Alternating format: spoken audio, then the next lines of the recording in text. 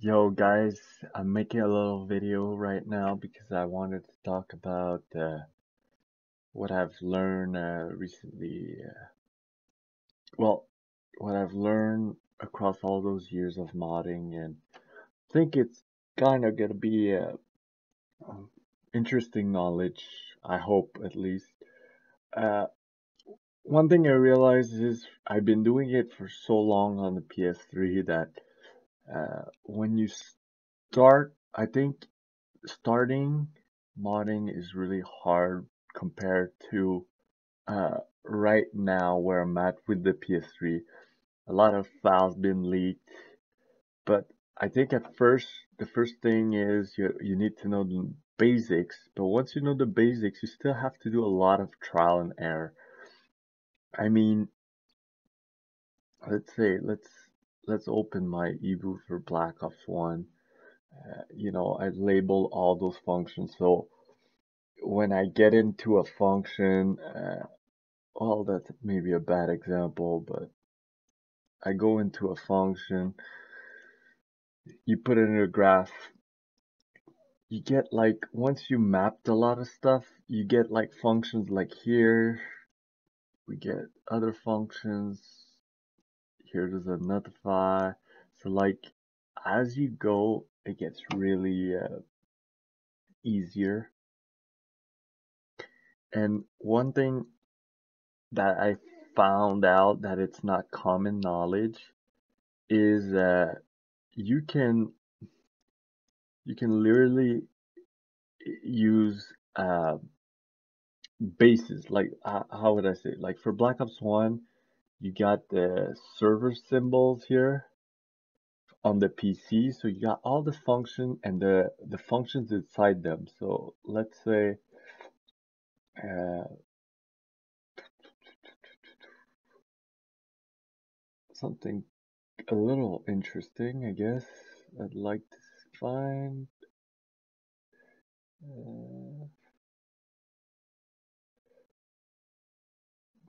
The UE could be interesting, like server functions. Let's get client ping, you could find the xref. So servant get client ping gets called by update client info. So, I don't even know if I have client info, but I just go down the functions like that.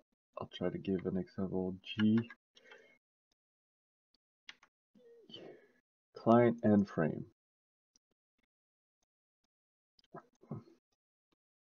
So client end frame. I'm pretty sure I got that somewhere here. Client end frame, and then G update client info.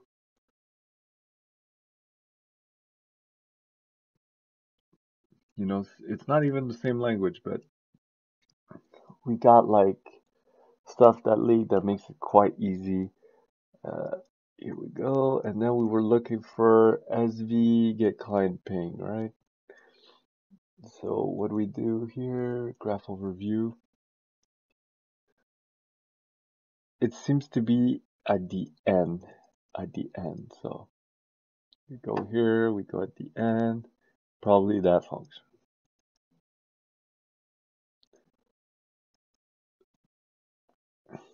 Looks similar enough. And then on top of that, on PlayStation 3, and this knowledge could be used for other consoles and stuff, but on PlayStation 3, on top of that, we got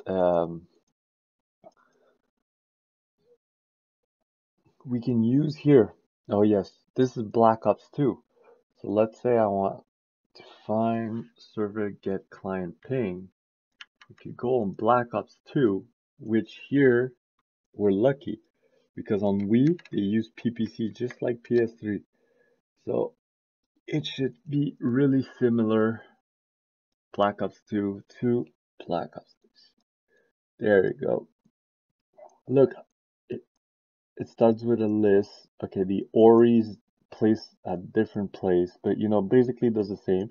Gets the offset of I think this is client underscore T structure, and then multiplies here. I'm not a genius in PPC. It's just I got all these tools, and I think some people don't know how to use them, and it's important for me to make a video like this so you guys understand. So that would be one function or more that I know. And the more you label, the easier it is to find yourself. You see, I had to find client frame to start, but how did I find client frame? It's just by using and comparing and spending a lot of time like that. And right now, I just want to share what I've learned. But see, this is the PC server. This is the game from the Wii. I don't know if it's the Wii U or the Wii. And here is the PS3 version. PS3 and the Wii is in PPC. And you go on the here, push, move, call. That's x86, I'm pretty sure. Maybe I'm wrong. Correct me if I'm wrong. Um, then, there's that. We got so many games, but on top of that, we know that all the Call of Duties, they originate from the Quake 3. How would I say this? Like the base of the game, the engine of the game comes from Quake 3. So uh, that's how it makes it all a lot easier to then reverse. And there's other things you guys don't know that can help. For say, finding all these functions here, you could use an IDC script. So you go script file, all these. So let's say this is an e-boot, so I would use self. If I was analyzing SPRX, you could use this. Afterwards, there's also, oh yeah, you could also port structures. That's really interesting because I'm gonna try to find a function for you that I labeled. I didn't label many of them, but let's say, oh fuck, this. Okay. So this I labeled it using I made my own IDC script and stuff. And basically what I did, if you do it manually, I edited the type. So by editing the type, when I go here, R3, push in R4. Okay, so R4 is the val. So this function, val, is equal to R4. And the index, so now we know the index is 12. Well, be careful because it's 12x. So let's go into programmer. 12 is actually 18 in decimal. So, all this is stuff that, yeah, finding strings also. So sometimes you're going to look for this string in another game. I don't know if I have another game here. I don't think I have this anymore. Try it. Nope, it's not there anymore. But like you could search certain strings from one game to another and be lucky. And like then you find server send command, and then you find all the server send command. And then depending on the text, you could guess that. I didn't label this function.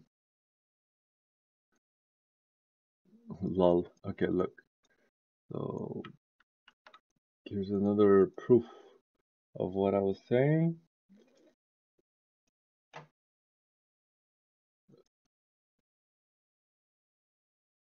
Mm-mm-mm-mm.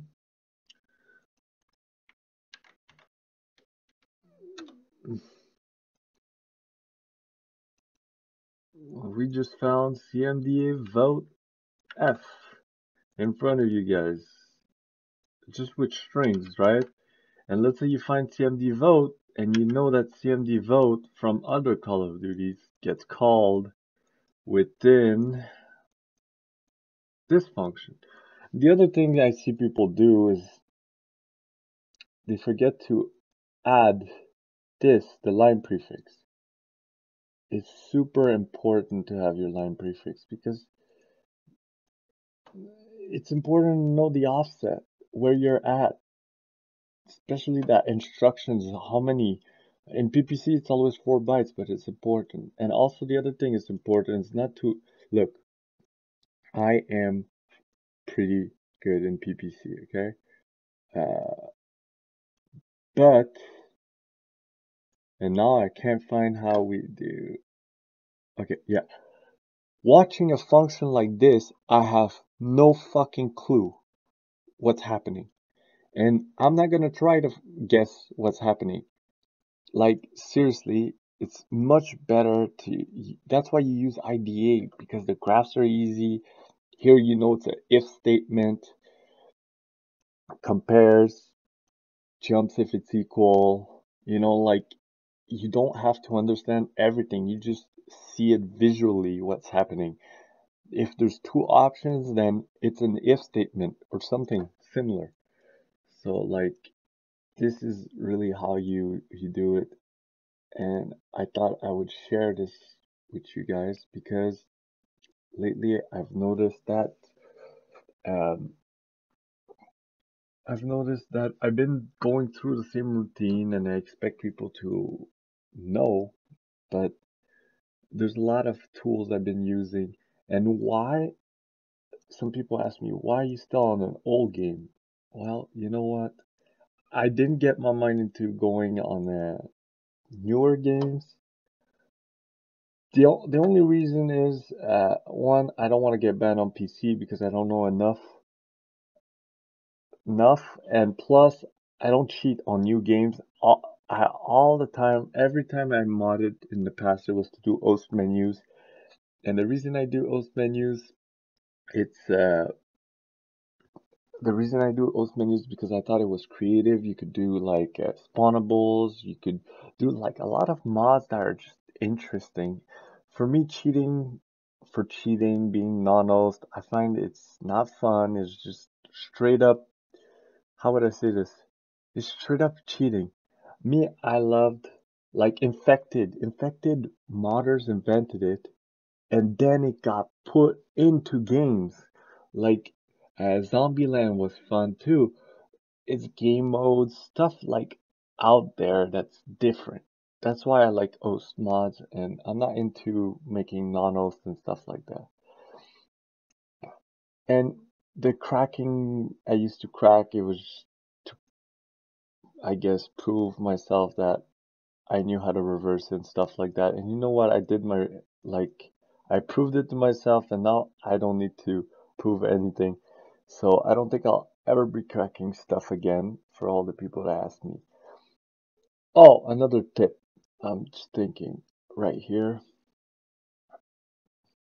Signatures. I found signatures files on the internet. I think it was a next gen update, but you could apply signatures. Boom. Once you download the signatures files, you could add them and then it finds functions. And let's say, now I can't find these functions. Wait. Okay, well, basically the blue functions usually here. I'm gonna go here. It gets you the functions from the libraries. So that helps you map stuff, you know? You don't do everything from scratch. And it's always fun to find where the game starts, the start of the game, right? Uh, why the start of the game? That's where you launch your SPRX. I don't know if this one was a modded e-boot, but let's say SPRX. Control, no. So this one didn't have a SPRX, but basically on SPRX, it's it basically you write PPC to call the function to start an SPRX, and you put basically you could overwrite a string here. You could do it all by hand. Uh, but yeah, that's pretty much what I wanted to say. And besides that, yeah, so I'm on one game that's old, but everything can be like, who knew, like GSC. GSC, I started with GSC at first, right? But to get the GSC working, you need to know how to reverse that. So I went one step ahead, and you know what? I'll be honest, I never was able to figure out how to get the GSC working until someone gave me the answer. That kind of pissed me off because I like to find stuff by myself. But you know what? I really was stuck. I couldn't find it, and it was kind of obvious. And also, there was some false information I was given. So, yeah. So, like, getting back to GSCs, people bitch about GSCs. GSCs is whatever it is, but what I've been doing recently, and I'm gonna spoil a bit what I did for my new menu, but I made it so my SPRX hooks with the GSC, and you could use both. Like I use my SPRX and the GSC, so I can do more stuff than just the GSC by itself, and it's kind of really cool. And also, what's fun with GSC, because now once you learn to mod games and stuff, you understand like how it works. But GSCs and fast file, basically the fast file gets compiled every game, and then it gets unloaded from memory by itself. So I don't have to do that all manually through my SPRX, and I could use just the game engine to load my mod, remove my mods, so I clear memory. Because guys, I'm really not that good at coding. I'm not that amazing also at reversing or anything. It's just I've been doing it for a long time, and anybody can learn. And that's why I just wanted to give out some information today on tips and tricks I use. And I hope it's going to be helpful for someone. And if it isn't, well, you got to learn the basics. You got to learn how to use IDE. You need to learn how to code in C++, code in C sharp. I mean, that's how I started coding. I started with GSC, then I went up. And you know what? Recently, you probably heard I've decompiled a fast file in a PC application. So, I started with a PC application. I decompiled it, reversed it in IDA, applied some patches, and I did a lot of trial and error because I'm starting. Like, I'm restarting by learning on the PC some stuff, but I don't think I'll ever go back to what I used to do. But it's still good knowledge to know, and it's also good to know, like, just how it works. So afterwards, you can reapply the techniques, but a little bit differently, because it's hacking is the same thing over and over and over again. You just have to be a little bit more clever because eventually people get better, but it's the same thing. You find a little exploit, and then you make it bigger and bigger, and you dig a little bit more down the hole. So yeah, that's pretty much it. I'm probably gonna do an IDC script with all the functions I found. If anybody has some more functions labeled or they want to continue, I think it would be cool to have like most of this mapped for the PS3, so we could port this for other games. But if not, I'm pretty much done after this menu that I'm finishing. Uh, it's my Playground V2, and it's probably gonna be my last menu on PS3. But yeah, so that pretty much rounds up what I wanted to say for today. And yes, for the channel, I'm gonna still be doing some relevant stuff. That's gonna be interesting for learning how to reverse code and stuff. But it's gonna be really much more like a hobby, and I'm probably also gonna be posting some gameplays. But like I said, I'm gonna label some stuff into modding and some stuff into just gaming. So, peace.